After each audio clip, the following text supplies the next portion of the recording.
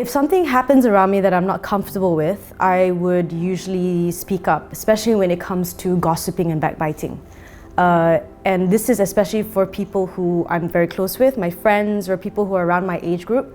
If I find that somebody's talking too much negativity about a certain person, whether it's true or not, I will just say like, hey, I think you've talked enough. I think let's change topic, or can we stop backbiting, or can we talk about something else?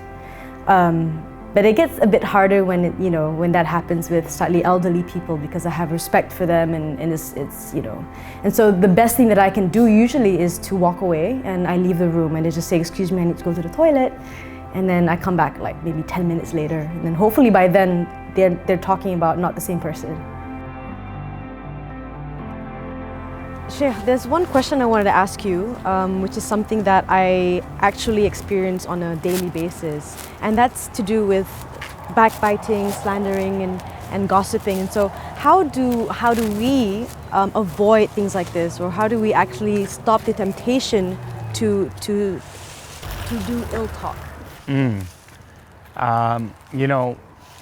The Prophet ﷺ said, nothing will bring a person to their knees and onto their face on the day of judgment more than the consequences of their tongue.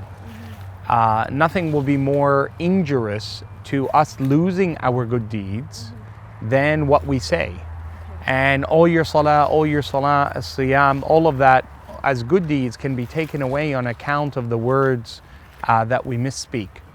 But most of us, we could, control kind of what we say. You kind of think about it and you say, oh, okay, I'm not going to say that. Yeah. But sometimes it's difficult to control what other people say to us, and that's equally as important. And the Prophet ﷺ, he speaks very, very clearly about al-ghiba, which is ذِكْرُكَ أَخَاكَ بِمَا يَكْرَهُ, to speak about someone in a way that they would hate. And it doesn't have to be something bad, and it certainly isn't something you're lying about.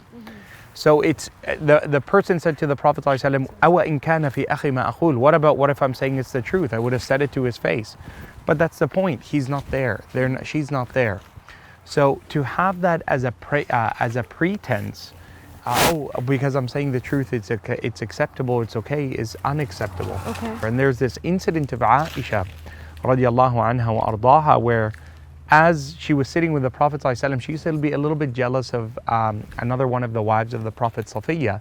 And she says to the Prophet ﷺ, in the hadith in Muslim, Ya Rasulullah, undur ila Safiya hasbuha kada wa kada, O Messenger of Allah, look at Safiya, look how short she looks. Oh.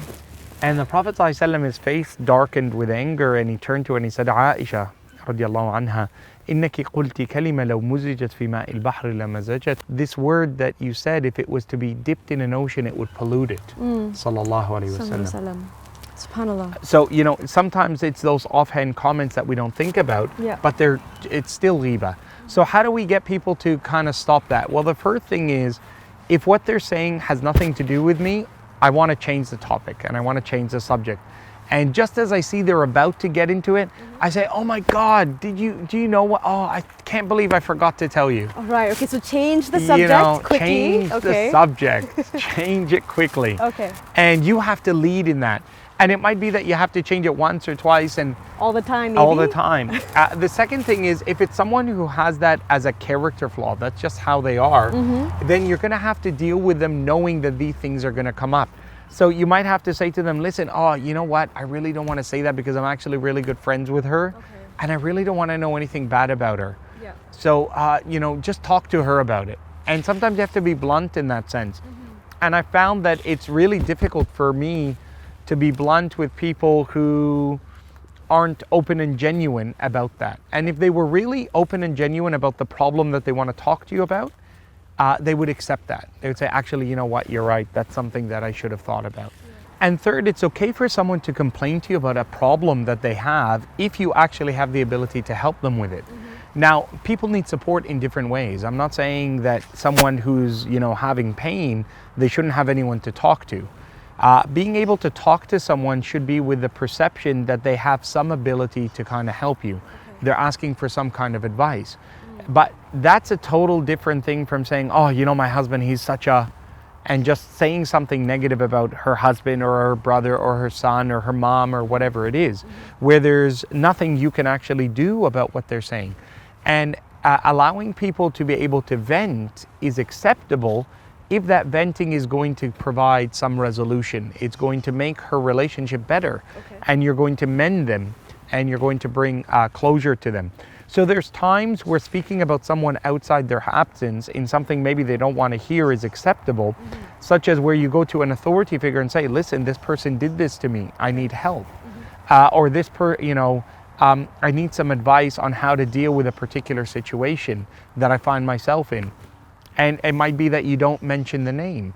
Or it could be that you use, a way that other people don't know who it is, and you share some kind of insight into it to find a solution for them. But really, the majority of those kind of idle discussions are really just plain old gossip, and it's something we have to stay away from. My life was like a dream, and the more I struggled to find my way to make a better day, the more I wanted to make me a better person, to start living and learning Islam as I lay my head to the ground, to start thanking Him for all of His blessings. Because what really matters is Him. My relationship with Allah subhanahu wa ta'ala, with Muhammad sallallahu alaihi wasallam, with you and all of His creations. And as long as I have Allah, I am free. I am loved.